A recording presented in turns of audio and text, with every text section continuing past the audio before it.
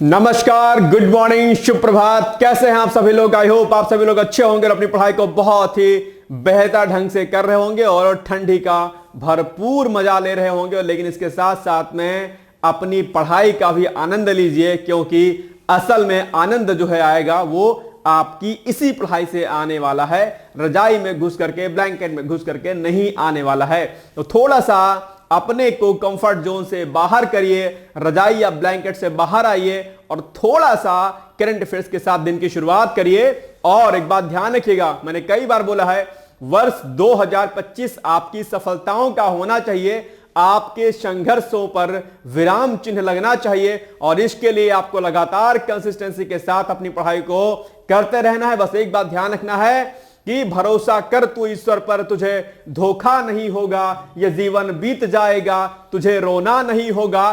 कभी सुख है कभी दुख है, इसी का नाम जीवन है। जो दुख में भी न घबराए उसे इंसान कहते हैं, पराया दर्द जो अपनाए उसे इंसान कहते हैं। आप इंसान हैं, बहुत महान बुद्धि है आप में अंदर, आपके अंदर बहुत ही तेज मस्तिष्क है और ऐसे में आपको घबराना नहीं है, परेशान नहीं होना है, हताश नहीं होना है। लगातार चरैवेत की संकल्पना पर आपको चलना है। निश्चित ही आपको सफलता मिलेगी, लेकिन इसके लिए थोड़ा सा आपको संघर्ष करना पड़ेगा, थोड़ा सा आपको प्रयास करना पड़ेगा। और यकीन मानिएगा कि आपको सफलता अवश्य मिलेगी। अक्सर मैं कहता हूं कि हमारे दिन की शुरुआत एक नए संकल्प के साथ होनी चाहिए। आज सुबह आप ये निर्धारित कर लें कि आज मुझे पूरे दिन में क्या कुछ करना है, उसकी एक लिस्ट बना लीजिए और उसी के आधार पर अपनी तैयारी करना शुरू कर दीजिए। बाकी ये करंट अफेयर्स न सिर्फ आपका यूपीपीसीएस, आरओ या किसी बड़े एग्जाम के लिए, बल्कि ये जो भी आपके वनडे एग्जाम्स होते हैं, चाहे वो यूजीसी नेट का हो,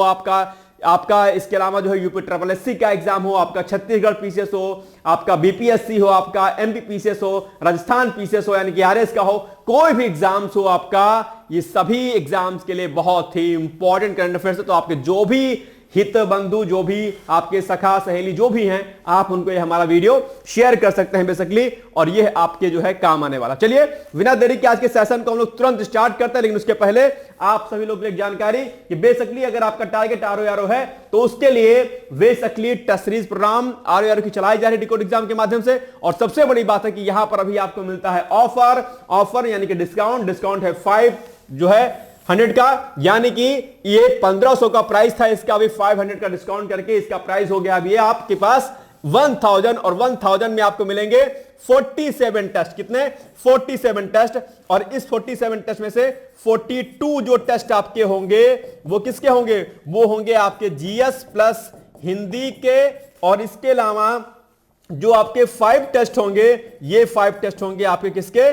करंट अफेयर्स के, यानी कि सीए के। तो ये बहुत ही अच्छा ऑफर है, इसके लिए आप इसको ज्वाइन कर सकते हैं। और अगर आपको इससे रिलेटेड कोई इंफॉर्मेशन चाहिए तो इसके लिए आप जो है 6307495944 या फिर 9506742546 पर व्हाट्सएप या कॉल करके जानकारी प्राप्त कर सकते हैं। ठीक है, तो ये छोटी सी अपडेट थी। अब आइए आगे बढ़ते हैं और तुरंत करते हैं हम लोग कल का रिवीजन।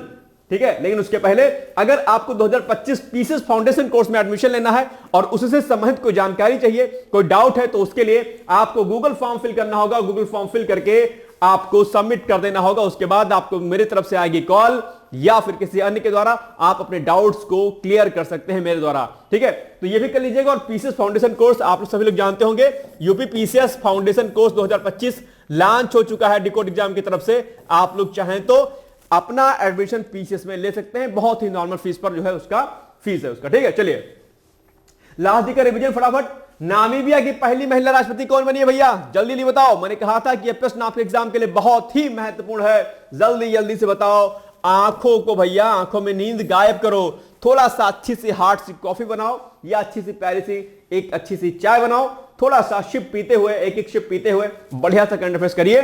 दिन की शुरुआत अगर करंट अफेयर से करते हैं भाई साहब, शुभ माना जाता है। ज्योतिष में लिखा है, ठीक है, अपनी हाथ की रेखाओं को देखो, उसमें लिखा होगा कि सुबह की शुरुआत करंट अफेयर से करोगे तो दिन बढ़िया जाएगा। ठीक है, सब कुछ बढ़िया होगा, नौकरी अच्छी लगेगी, शादी अच्छी होगी, नहीं तो कुछ नहीं मिलेगा। ठीक है, तो शादी बढ़िया चाहिए तो करंट अफेयर से शुरुआत करो। जिनकी हो गई है उनकी तो ठीक है, उनकी पटेगी, जिनकी हो गई है, और जिनकी नहीं हुई है उनको बढ़िया जो है शादी होगी। ठीक है, कब होगी? जब करंट अफेयर्स के साथ दिन की शुरुआत करोगे और संकल्प ये निर्धारित करोगे कि आज मुझे इतना टारगेट अपना अचीव करना है स्टडी का, तब, नहीं तो फिर कुछ नहीं होगा। ठीक है, चलो।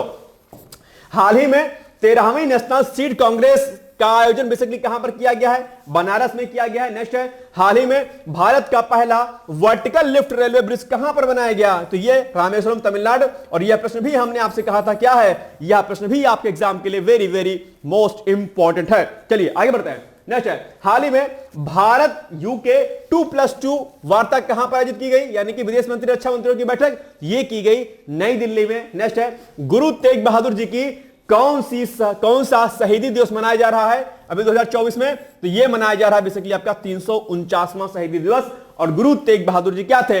9वें जो है गुरु थे। ठीक है, सिख धर्म के। नेक्स्ट है, भारत चीन सीमा मामलों पर परामर्श और समन्वय के लिए कार्यतंत्र यानी कि WMCC की 32वीं बैठक का आयोजन कहां पर हुआ? तो यह हुआ आपका नई दिल्ली में।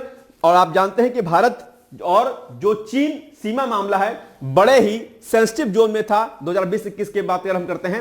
और ऐसे में दरअसल इन मुद्दों को सुलझाने के लिए यह भी हाल ही में बैठक जो है संपन्न हुई है। और आपको पता होगा कि अगर पड़ोसी के साथ हमारा संबंध अच्छा नहीं है तो बड़ी दिक्कत होती है भाई साहब। ठीक है, आपके परिवार या नहीं कि जहां पर आपका घर होगा उसके अगल बगल वाले जो पड़ोसी होंगे बड़े खतरनाक होते हैं। कई बार तो बड़े अच्छे मिल जाते हैं और कई बार जिंदगी भर कोसना रह जाता है कि यार घर कहां बनवा लिया।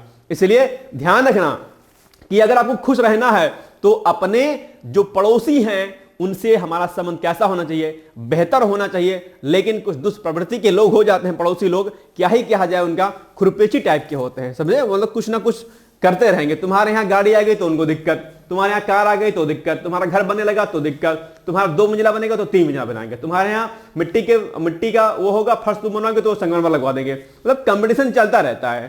ठीक है, कब्जा 100 और कर लेंगे अलग से, नहीं तुम्हारे फ्लैट पे।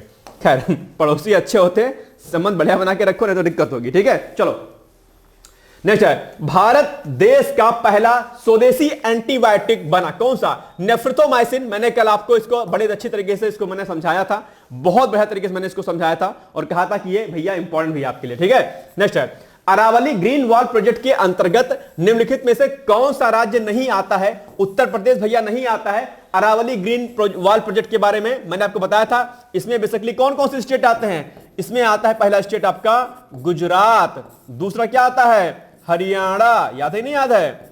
और हरियाणा के बाद क्या आता है? दिल्ली। क्या आता है? दिल्ली। और इसके अलावा आता है भैया आपका राजस्थान। क्या आता है? राजस्थान। ये स्टेट आते हैं। तो ठीक है, तो अरावली ग्रीन वॉल प्रोजेक्ट मैंने कल समझाया था कि अरावली श्रेणी के जो 5 किलोमीटर का जो एरिया है उसको बफर जोन में करते हुए इसको ग्रीन बेल्ट के रूप में क्या किया जाएगा? डेवलप किया जाएगा। लगभग 140 समथिंग 9 या समथिंग ऐसे करके किलोमीटर का एरिया जो है इसमें कवर अप किया जाएगा, राइट। और अरावली श्रेणी आप सभी लोग जानते होंगे विश्व की सबसे प्राचीनतम श्रेणियों में से एक मानी जाती है। ठीक है, चलिए आगे बढ़ते हैं। नेक्स्ट है, कल हमने प्रश्न पूछा था आपसे कि बताओ सिख धर्म के 9वें गुरु कौन है भैया? तो वो है आपके गुरु तेग बहादुर जी। ठीक है, और मैंने कल आपको समझाया भी था कि सिख धर्म का हमारे जो है हमारी स्वतंत्रता में, हमारे देश की प्रगति में बहुत बड़ा योगदान रहा। ठीक है, कहते हैं कि जब सिख धर्म के लोग जब सामने होते हैं तो नतमस्तक करने का दिल करता है उनके सामने, क्योंकि बहुत बड़ा योगदान रहा है। ठीक है, उन्होंने देश की आजादी में और उसके पहले बहुत टाइम पहले उन्होंने बहुत कुछ किया है। मुगलों का एक बड़ा अत्याचार हुआ सिखों पर, खैर बात की बातें हैं, लेकिन फिर भी सिखों का हमारे लिए बहुत ही जो है बहुत ही मतलब योगदान है। इसको आप जो है पूर्ति इसकी नहीं कर सकते हैं। ठीक है, कई बार लोग सिख धर्म के ऊपर जोक्स बनाते हैं, चुटकुले बनाते हैं। मुझे लगता है ये बहुत गलत बात है। हमें इस सिख धर्म का हमेशा सम्मान करना चाहिए और इनके आगे हमेशा नतमस्तक होना चाहिए। ठीक है, कोई भी धर्म वाला हो, जरूरी नहीं सिख धर्म ही, कोई भी हो, किसी भी धर्म का हो, अगर कोई किसी का योगदान हमारे लिए रहा है, मुझे लगता है कि वो हमारे लिए सम्माननीय है, ध्यान रखना। चलिए नेक्स्ट है, हाल ही में किसे इंदिरा गांधी शांति पुरस्कार 2024 के लिए भैया चुना गया है? यह भी आपके एग्जाम के लिए क्या है? इंपॉर्टेंट है। तो मिशेल बाचलेट, इंदिरा साहनी, हिना राजपूत या इनमें से कोई नहीं, यानी कि who was the recently selected for the Indira Gandhi peace prize 2024? बताइए भैया, पहला इसका ऑप्शन होगा, दूसरा होगा, तीसरा होगा, चौथा होगा? ये है भैया ऑप्शन नंबर ए, यानी कि मिशेल बाचलेट। ठीक है, इन्हें अभी इंदिरा गांधी शांति पुरस्कार 2024 के लिए क्या किया गया है? चुना गया है। ठीक है, यानी कि ऑप्शन नंबर ए। तो पहला point same as it is वही कि मिशेल बाचलेट को चुना गया है। और चिली की बेसिकली ये पूर्व राष्ट्रपति हैं, आप सभी लोग शायद जानते होंगे, ठीक है। तो चिली की पूर्व राष्ट्रपति और मानवाधिकारों की पैरोकार मिशेल बाचेलेट को शांति निरस्त्रीकरण यानी कि हथियारों को कम करने और विकास के लिए 2024 का इंदिरा गांधी पुरस्कार शांति पुरस्कार दिया गया है। याद रखिएगा, नाम आपके लिए बहुत ही इंपॉर्टेंट है। और अगर हम बात करते हैं थोड़ा सा इंदिरा गांधी शांति पुरस्कार के बारे में, तो इंदिरा गांधी शांति पुरस्कार की शुरुआत साल 1986 यानी कि 1986 में हुई थी और यह पुरस्कार पूर्व प्रधानमंत्री इंदिरा गांधी की याद में इंदिरा गांधी मेमोरियल ट्रस्ट की ओर से क्या किया जाता है, दिया जाता है बेसिकली। इसके अलावा यह पुरस्कार अंतरराष्ट्रीय शांति निरस्त्रीकरण, ये निरस्त्री होगा, ठीक है, निरस्त्रीकरण और विकास के क्षेत्र में काम करने वाले लोगों और संगठनों को बेसिकली यह दिया जाता है। तो आपके परीक्षा में यह भी प्रश्न पूछ सकता है कि बताओ इंदिरा गांधी शांति पुरस्कार की शुरुआत किस वर्ष हुई थी? आप तुरंत उत्तर देंगे 1986 में। किस लिए दिया जाता है? इसलिए दिया जाता है क्योंकि यह शांति के लिए, ठीक है, और विकास के लिए, ताकि वैश्विक पटल पर शांति की स्थापना हो सके एक तरीके से। तो विभिन्न प्रकार के लोगों और इसके अलावा विभिन्न प्रकार के संगठनों को दरअसल यह जो है पुरस्कार यानी कि यह प्राइज दिया जाता है, ठीक है। चलो आगे बढ़ते हैं, नेक्स्ट है। हाल ही में भारतीय सशस्त्र सेवा झंडा दिवस कब मनाया गया भैया? ये 6 दिसंबर, 7 दिसंबर, 8 दिसंबर, 9 दिसंबर, जरा जल्दी बताओ कि ये कब मनाया गया। यानी कि Indian armed services flag day was celebrated recently on, कब? जल्दी बताओ ये कब हुआ? ये हुआ भैया आपका ऑप्शन नंबर बी। और ऑप्शन नंबर बी में क्या है? ऑप्शन नंबर बी में है 7 दिसंबर, यानी कि option number B is the right answer हो जाएगा। 7 दिसंबर को बेसिकली भारतीय सशस्त्र सेवा झंडा दिवस क्या होता है? मनाया जाता है, ठीक। चलो शुरुआत की अगर बात करते हैं तो बेसिकली इसकी शुरुआत 1949 से मानी जाती है, याद रखिएगा। और सशस्त्र सेना झंडा दिवस पर हुए धन संग्रह के 3 मुख्य उद्देश्य हैं। कौन कौन से? एक तो यह है आपका युद्ध के समय हुई जनहानि में सहयोग, ठीक है। दूसरा, सेना में कार्यरत कर्मियों और उनके परिवार के कल्याण और सहयोग हेतु, ठीक है। तीसरा, सेवानिवृत्त कर्मियों और उनके परिवार के कल्याण हेतु। तो ये इसका बेसिकली क्या है, इसकी जो है उद्देश्य है, इसका इस्तेमाल इसमें किया जाता है, ठीक है। चलो नेक्स्ट है, अंतरराष्ट्रीय चीता दिवस मनाया जाता है। कब मनाया जाता है? 2 दिसंबर, 3 दिसंबर, 4 दिसंबर या फिर 5 दिसंबर? सभी लोग, मुझे लगता है इसका उत्तर जहां तक मुझे लगता है आप सभी लोग जानते होंगे। जरा मुझे बताओ कमेंट करके कि अंतरराष्ट्रीय चीता दिवस कब मनाया जाता है? जल्दी जल्दी बताओ। आजकल बड़े लोग आपस में जब बातचीत करते हैं, दोस्त और भाई चीता क्या हाल है, ऐसे बोलते हो तुम लोग? बहुत बोलते होगे। बताओ अंतरराष्ट्रीय चीता दिवस कब मनाया जाता है? चीते और चीते ऐसे करके आजकल ना फ्रेंड्स लोग आपस में बड़ा डिस्कस करते हैं। चीते, काम भले ही चीते वाला ना हो लेकिन बुलाएंगे जरूर चीते वाला, ठीक है। चलो बताओ अंतरराष्ट्रीय चीता दिवस ये होता है भैया कब? ये होता है आपका ऑप्शन नंबर सी मतलब कि 4 दिसंबर को। अंतरराष्ट्रीय चीता दिवस बेसिकली 4 दिसंबर को मनाया जाता है, ठीक है। चलो शुरुआत 2010 में मानी जाती है इसकी, ठीक है, ध्यान रखिएगा और ये डेट याद रखिएगा। डॉक्टर लॉरी मार्कर ने 4 दिसंबर 2010 को ख्याम नामक चीते की याद में इस दिन को अंतरराष्ट्रीय चीता दिवस के रूप में घोषित किया, जिसे उन्होंने विंस्टन ऑरेगन में वन्य जीव सफारी में एक शावक से पाला था। अंतरराष्ट्रीय चीता दिवस चीतों को विलुप्त होने से बचाने की तत्काल आवश्यकता के बारे में वैश्विक जागरूकता को, यानी कि वैश्विक स्तर पर ग्लोबल लेवल पर अवेयरनेस जो है क्या करता है? फैलाता है, ठीक है। इसके अलावा चीता को 1952 में भारत में विलुप्त घोषित किया गया था। यह फैक्ट भी आपके एग्जाम के लिए क्या है? इंपॉर्टेंट है। हो सकता है कि आपके एग्जाम में पूछ ले कि बताओ चीते को किस वर्ष भारत के द्वारा विलुप्त घोषित किया गया था? आप तुरंत उत्तर देंगे 1952 में, ठीक है। इसके अलावा मध्य प्रदेश के रातापानी टाइगर रिजर्व को देश के 97वें टाइगर रिजर्व के रूप में भी बेसिकली क्या किया गया है? अधिसूचित किया गया है। आप सभी लोग इसको जानते होंगे, ठीक है। नेक्स्ट है डॉक्टर BR अंबेडकर। भाई साहब बहुत ही इंपॉर्टेंट व्यक्तित्व हैं। मैंने कई बार बोला है कि आपके इतिहास के विषय में कुछ ऐसे लोग हैं जो आपके एग्जाम के लिए क्या हैं? बहुत ही महत्वपूर्ण है और उनको आपको क्या होना चाहिए? पता होना चाहिए। तो ऐसे लोगों को क्या करना है? आपको रेडी कर लेना है, जिसमें से डॉक्टर भीमराव अंबेडकर जी का महत्व हमारे देश की प्रगति के लिए, संविधान के लिए बहुत ही महत्वपूर्ण है। जैसे कि 4-5 नाम आप याद कर लीजिएगा, ठीक है। पहले व्यक्तित्व कौन है? पहले नाम जरा नोट कर लीजिएगा। हमने पहले भी आपको बताया हुआ, लेकिन फिर से एक बार दोबारा आप नोट कर लीजिए। पहला नाम किसका है? पहला जो नाम आएगा बेसिकली किसका आएगा? एक सेकंड, चलो पहला नाम नोट कर लो। पहला नाम आता है गांधी जी का। भाई साहब बहुत खतरनाक आदमी है, ठीक है। इनसे अगर तुम बच नहीं सकते हो किसी भी हाल में। गांधी को अगर आपने छोड़ दिया ना तो गांधी आपको एकदम लपेट लेंगे। मतलब गांधी जी के प्रश्नों को अगर आपने नहीं याद किया है तो आप समझ लीजिए फिर आपका कल्याण नहीं हो सकता है। गांधी को आप पसंद करते हो ना पसंद करते हो अलग बात है, हालांकि ना पसंद करने का कोई आपके पास रीजन नहीं होना चाहिए, ठीक है। हमें हमेशा अच्छाइयां देखनी चाहिए, ठीक है।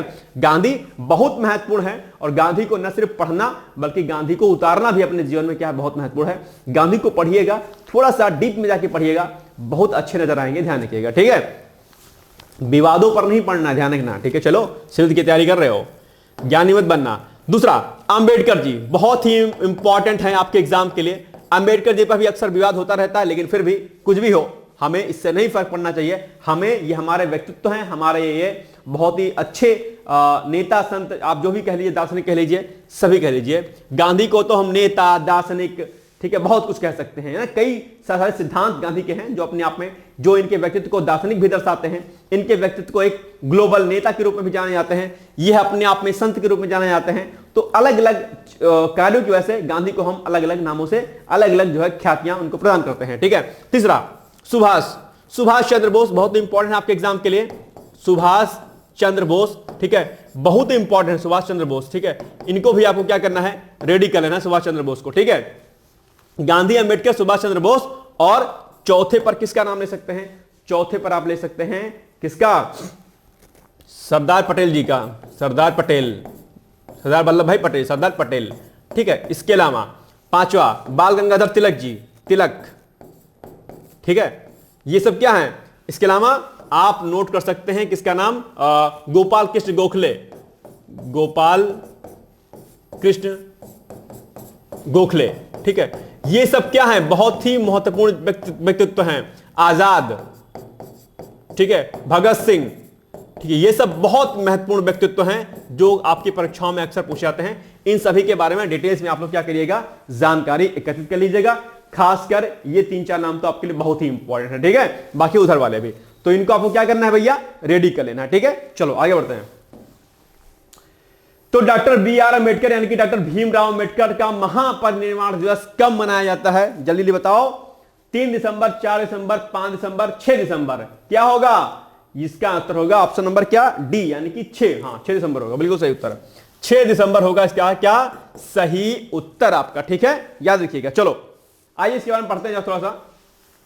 तो डॉक्टर बी.आर. अम्बेडकर का महापरिनिर्वाण दिवस 6 दिसंबर को क्या होता है, मनाया जाता है। अच्छा, एक बात ध्यान रखिएगा कि आपकी यूपीपीसीएस के मुख्य परीक्षा में जो है कुछ टिप्पणियां लिखने के लिए आती हैं अक्सर, तो उनमें से जो महान व्यक्तित्व हमारे हुए हैं उन पर लिखने के लिए आ जाता है। जैसे last year sir Syed Ahmad Khan के ऊपर जो है लिखने के लिए आया था, लोग हाय तो मचाने लगे, अरे बाप कहां पूछ लिया। सर सैयद अहमद खां इतने इंपॉर्टेंट व्यक्तित्व हैं, आप लोग बचपन से पढ़ते होंगे, कुछ लोगों ने हाथ खड़े कर लिए, कहां से पूछ लिया जी? अरे भाई साहब, वेरी वेरी कॉमन व्यक्तित्व है, ये तो बहुत कॉमन से हैं, बचपन से आप लोग पढ़ते होंगे, लेकिन फिर भी लोगों ने हाथ खड़े कर लिए ना, मैं तो नहीं जानता, ठीक है। मतलब इसलिए मैं कहता हूं कि छोटी छोटी चीजों पर आप लोग को विशेष ध्यान देना है, इसीलिए सारी बातें मैं बताता रहता हूं कि ताकि ये चीजें स्किप ना कर जाए। पीसीएस वाला अभ्यर्थी ध्यान दीजिएगा, इन सभी पर टिप्पणी लिखने के लिए आती है, इसलिए नोट डाउन कर लीजिएगा।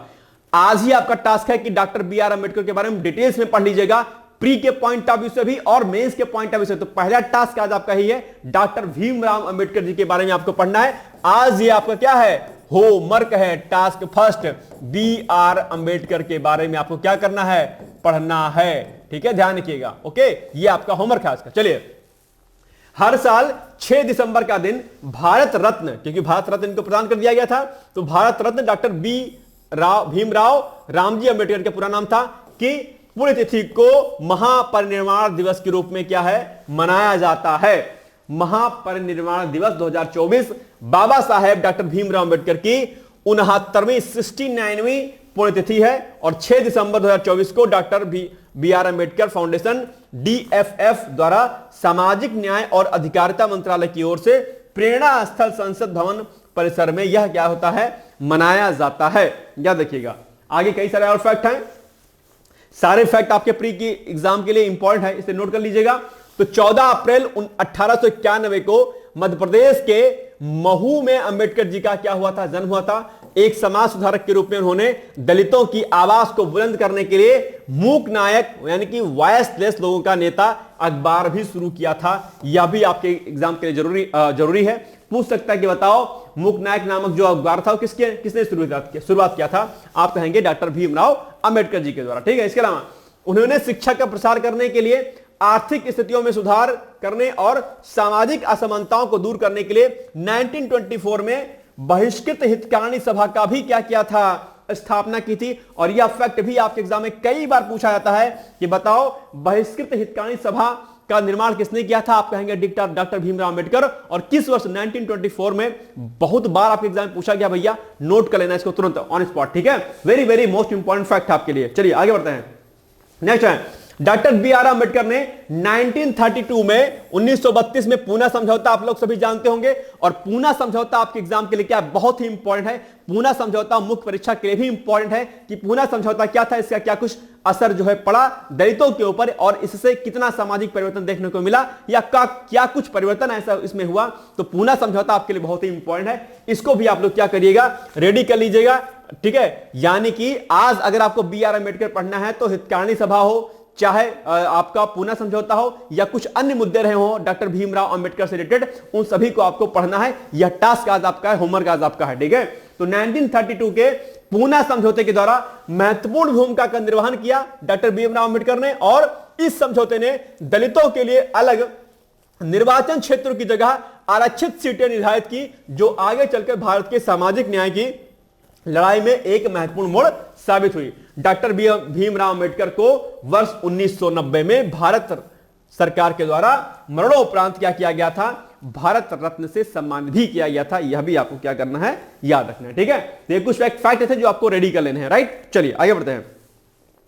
अब ये छोटी सी इंफॉर्मेशन है कि डिकोड एग्जाम की तरफ से यूपीपीसीएस फाउंडेशन कोर्स 2025 लॉन्च किया गया है, जहां पर आपको रिकॉर्डेड वीडियो लेक्चर्स आपके शेड्यूल के अकॉर्डिंग, इसके अलावा प्री की टेस्ट सीरीज, मेंस की टेस्ट सीरीज, प्री का पीवाई क्विज, मेंस का PY quiz, daily answer writing practice, daily PCS का क्विज। ठीक है, टीचर से बात करने का मौका, doubt session, answer writing check करके उसका फीडबैक, ये सभी सुविधाएं दरअसल पीसीएस फाउंडेशन कोर्स में दी जा रही हैं। डिटेल्स अगर आपको जानकारी चाहिए, कोई भी इश्यू अगर आपको आता है, तो ये आप नंबर नीचे दिए गए हैं 6307495944 या फिर 9506742546 पर आप व्हाट्सएप कॉल करके आप जानकारी डिटेल्स में ले सकते हैं। या फिर अगर आपको मुझसे बात करनी है तो गूगल फॉर्म फिल कर दीजिएगा, या फिर इसी नंबर पर आप बोल दीजिएगा कि हृदय सर से बात करनी है, आप डायरेक्टली मुझसे बात कर सकते हैं और कोर्स के बारे में जानकारी प्राप्त कर सकते हैं, या तैयारी कैसे करें, क्या कुछ करना चाहिए, यह भी अगर आपको पता करना है तो उसके लिए भी आप इस नंबर से कॉन्टेक्ट कर सकते हैं। आप उसके बाद मेरा नंबर लेकर के मुझसे बात कर लीजिएगा। ठीक है, यहां पर बेसिकली बहुत कुछ होगा, प्री मेंस इंटरव्यू सभी की तैयारी एक साथ कराई जाएगी। फाउंडेशन कोर्स है और बहुत बढ़िया कोर्स है, आपको बहुत चीजें आपको देखने और सुनने को यहां पर मिलेंगी। इसके अलावा अगर इसमें आप लोग अगर जो है इंटरव्यू तक पहुंचते हैं, यानी कि मेंस क्वालिफाई करते हैं, तो आपने जो फीस सबमिट की होगी वह फीस भी हम लोग क्या करेंगे, आपको रिफंड कर देंगे। ठीक है, याद रखिएगा। चलिए ठीक है, आगे बढ़ते हैं। नेक्स्ट है भारत इंटरनेट गवर्नेंस फोरम के चौथे संस्करण का आयोजन कहां किया गया? गोवा, इंदौर, लखनऊ या फिर दिल्ली में? भारत इंटरनेट गवर्नेंस फोरम के चौथे संस्करण का आयोजन तो यह किया गया आपका नई दिल्ली में। ऑप्शन नंबर डी हो जाएगा इसका सही उत्तर। ठीक है, तो भारत इंटरनेट गवर्नेंस फोरम के चौथे संस्करण का आयोजन अभी नई दिल्ली में किया गया है। 2 दिन तक सम्मेलन चलेगा और 2 दिन तक चलने वाले इस कार्यक्रम का उद्देश्य क्या है कि डिजिटल अंतराल को दूर करने। क्या? डिजिटल अंतराल को दूर करने। इसका मतलब क्या हुआ कि अगर कहीं पर डिजिटल क्रांति नहीं हुई, यानी कि कहीं पर अगर इंटरनेट की सुविधा नहीं मिली है, तो वहां पर क्या हो, डिजिटलाइजेशन हो जाए, वहां पर इंटरनेट की सुविधा प्राप्त हो जाए। क्योंकि अगर डिजिटली अगर आप जो है नहीं अवेयर होते हैं, डिजिटलाइजेशन से अगर आप जो है अवेयर नहीं है, तो कहीं ना कहीं क्या है, असमानता है, डिजिटल असमानता है अपने आप में। टर्मिनोलॉजी बड़ी अच्छी है, क्या? डिजिटल असमानता। सामाजिक असमानता आपने सुना होगा, ठीक है, शैक्षिक असमानता सुनी होगी, ये क्या? डिजिटल समानता या डिजिटल असमानता। ठीक है, तो अगर सभी तक इंटरनेट की पहुंच हो जाती है, दैट मींस डिजिटल समानता आ गई है, नहीं पहुंच है मतलब डिजिटल असमानता है। ठीक है, तो डिजिटल अंतराल या डिजिटल असमानता भी कह सकते हैं। तो डिजिटल अंतराल को दूर करने, ऑनलाइन वातावरण में विश्वास और सुरक्षा बढ़ाने और राष्ट्र निर्माण के लिए उन्नत तकनीकों का लाभ उठाने पर केंद्रित था। थीम बड़ी अच्छी है इसकी, और इस टर्मिनोलॉजी को जरा पकड़ने का प्रयास करिएगा।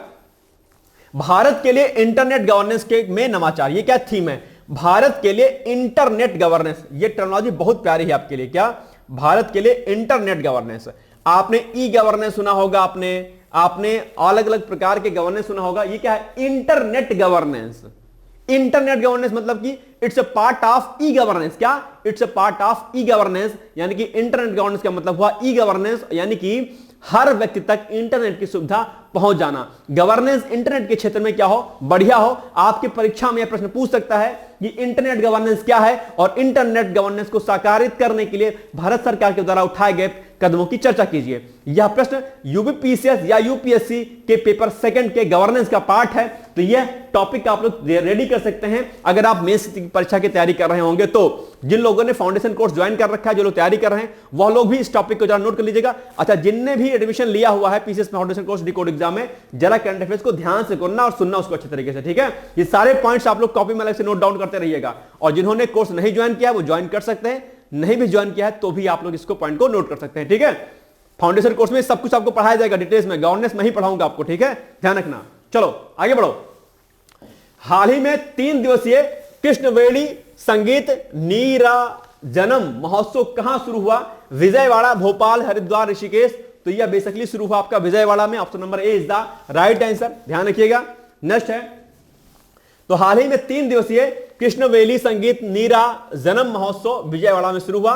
केंद्रीय पर्यटन मंत्रालय द्वारा समर्थित यह महोत्सव पारंपरिक कलाओं को संरक्षित करने और संगीत पर्यटन के माध्यम से भारत की समृद्ध सांस्कृतिक विरासत को बढ़ावा देने के लिए क्या है, समर्पित है, ठीक है। आप लोग जानते होंगे कि भारत की कला, संस्कृति, संगीत अपने आप में अतुलनीय है और इसके बराबर शायद ही कोई संगीत या कला होगी।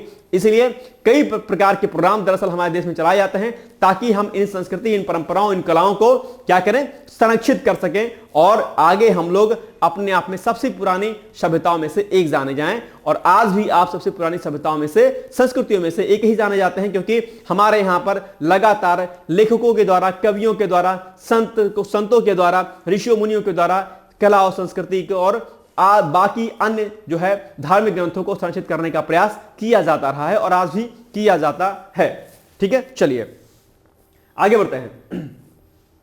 नेक्स्ट है, हाल ही में भारत सरकार के द्वारा किस योजना के तहत एक नया डीटीएच टीवी चैनल शुरू किया गया है? कौन सी वो योजना है जिसके तहत एक नया चैनल शुरू किया गया है? शायद आप लोग परिचित होंगे, चैनल नंबर 31 है शायद, आई थिंक, ठीक है। तो बताओ कौन सी योजना है?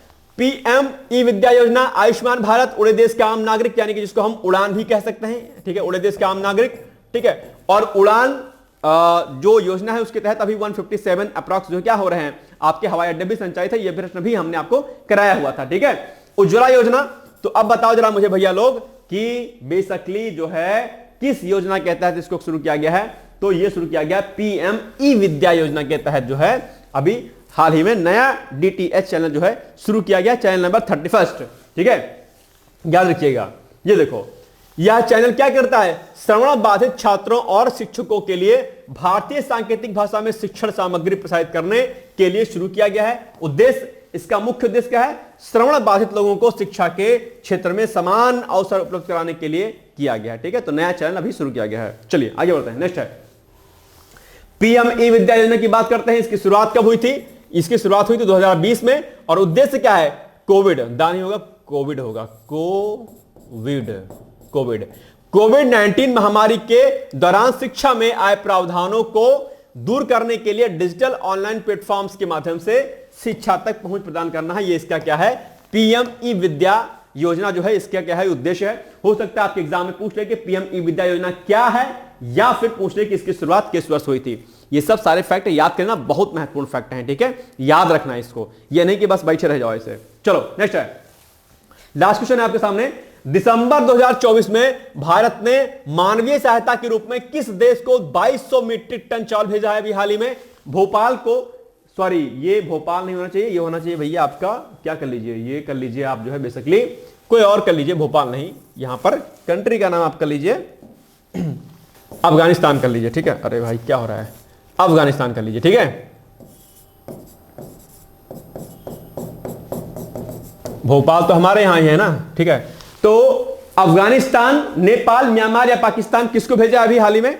तो ये भेजा है बेसिकली किसको? ये भेजा है म्यांमार को। ऑप्शन नंबर सी हो जाएगा इसका क्या राइट आंसर, ठीक है। चलो, तो दिसंबर 2024 में भारत ने मानवीय सहायता के रूप में म्यांमार को 2200 मीट्रिक टन चावल भेजा है। म्यांमार अभी जानते हैं, अभी चर्चाओं में रहा है। और म्यांमार में क्या हुआ है, म्यांमार बारूदी सुरंगों से होने वाली मौतों के मामलों में दुनिया का क्या हो गया है, सबसे खतरनाक देश बन गया है। और सबसे बड़ी बात है कि ये पड़ोसी देश है हमारा, तो इसलिए चिंता का विषय भारत के लिए बहुत है। ठीक है, इससे म्यांमार में केवल वर्ष 2023 में ही 1052 कितना 1052 लोगों की जान जा चुकी है, जो कि किसी भी अन्य देश से क्या अधिक है। और इन मामलों में 20% से अधिक बच्चे क्या हैं, शामिल हैं, यानी कि 20% बच्चे हैं इसमें। ठीक है, उससे अधिक। दूसरा, अब आज के लिए आपका प्रश्न है कि बताओ अंतरराष्ट्रीय गीता महोत्सव मनाया जा रहा है कहां पर, कुरुक्षेत्र में, लखनऊ में, अयोध्या में, मथुरा में। बहुत ही कॉमन क्वेश्चन है, यह प्रश्न हमने कई बार कराया हुआ है आपको। ठीक है, पिछले भी। तो बताओ अंतरराष्ट्रीय गीता महोत्सव का आयोजन कहां पर किया जा रहा है। बहुत कॉमन सा प्रश्न है, मुझे उम्मीद है कि आप इसका उत्तर क्या करेंगे, जरूर और जरूर देंगे। नहीं देंगे तो फिर आपका अपना नुकसान करेंगे, ध्यान रखिएगा। इसके अलावा अभी एक वीडियो टेस्ट सीरीज चल रही है यूपीपीसीएस के लिए भी और आरओआरओ के लिए। हालांकि पीसीएस के लिए तो अब टाइम बिल्कुल नहीं बचा, लेकिन फिर भी आप चाहें तो प्रैक्टिस कर सकते हैं। 2 4 6 10 प्रश्न पेपर आप लगा लीजिएगा इसके। ठीक है, जहां पर आपको बेसिकली क्या हो रहा है, आपको यहां पर 15 आरओ का टेस्ट, 10 पीसीएस का टेस्ट और 5 सीसेट का टेस्ट आपको मिलेगा। 9000 प्रश्नों के माध्यम से आपको पूरे पाठ्यक्रम का सिलेबस का रिवीजन कराया जाएगा। और सबसे बड़ी बात है कि जो आपका वर्तमान ट्रेंड है उसके अकॉर्डिंग चीजें कराई जाएंगी। बहुत अच्छा ये प्रोग्राम है अगर आपको प्रैक्टिस वीडियो टेस्ट के माध्यम से करनी है। एक टेस्ट तो जो हमने आपको शुरू में बताया वो नॉर्मल टेस्ट होगा, और ये क्या है, वीडियो टेस्ट है आपको। ठीक है, ध्यान रखिएगा। इसको अगर आपको ज्वाइन करना है तो उसके लिए आपको क्या करना पड़ेगा, उसको ज्वाइन करने के लिए आपको लिखना पड़ेगा वीडियो टेस्ट। ठीक है, और उसको भेज देना होगा आपको इस नंबरों पर, यानी कि 9506742546 या फिर 6307495944 पर। और यहां पर भी आपको छूट दी जा रही है बेसिकली, क्योंकि ये कोर्स बेसिकली था हमारा 1200 रुपए का, डिस्काउंट 400 रुपए का मिल रहा है। और यह जो आपको कोर्स है मात्र 800 यानी कि मात्र 800 रुपए में यह हो रहा है। ध्यान रखिए, जिन लोगों ने मेंटरशिप प्रोग्राम ज्वाइन कर रखा होगा वो लोग नहीं ज्वाइन करेंगे इसको। ठीक है, चलिए आगे बढ़ते हैं हम लोग। और अब जो है एक देखते हैं हम लोग निबंध 2018 पीसीएस में आया हुआ है निबंध है भैया, पीवाईक्यू सही है, जरा इसको करके बताइएगा। शिक्षा और मूल्य, शिक्षा और मूल्य यानी कि एजुकेशन एंड वैल्यूज, इस पर आपको लिखना है निबंध। पीसीएस वाले अभ्यर्थी लिखिएगा 700 शब्दों में, आरओएआर वाले अभ्यर्थी लिखिएगा इसको 600 शब्दों में। तो ये आपके लिए निबंध का टॉपिक है। मुझे उम्मीद है कि आप लोग इसकी प्रैक्टिस जरूर करते होंगे, और जो मैं आपको टास्क देता हूं भैया वो भी आप लोग जरूर करते होंगे। मैं ऐसी उम्मीद आपसे रखता हूं। मुझे पता है कि आप मेरी अपेक्षाओं पर खरा उतरेंगे। और अगर आप एक शिक्षक की, एक दोस्त की, एक भाई की अगर आप बात नहीं मानते हैं, फिर आपके लिए दिक्कत है। मेरी बातों को सुनिएगा, समझिएगा, मनन करिएगा, उस पर काम करिएगा। यकीन रखिएगा आपको बहुत फायदा मिलेगा। एक बार मुझ पर आप विश्वास करके देखिए, ट्रस्ट करके देखिए, आपको पढ़ाई में जबरदस्त फायदा मिलने वाला है। लेकिन जितना मैं कहता हूं, जो कुछ मैं कहता हूं, उन बातों को समझने का प्रयास करिए, या अन्य बातें जो कुछ भी मैं आपको समझाता हूं सामाजिक, उस पर भी थोड़ा सा विचार कीजिएगा। आप निश्चित तौर पर एक बहुत ही बेहतर इंसान बन के उभरेंगे। ऐसी शुभकामनाएं भी मेरी है कि आप एक बहुत बेहतर इंसान बने, अपने बेटे के लाडले और लाडली बने, और अपने माता पिता का नाम रोशन करें। ठीक है, मेरी तरफ से आप सभी लोगों को बहुत सारी शुभकामनाएं हैं। All the best and thank you so much. Bye bye, take care.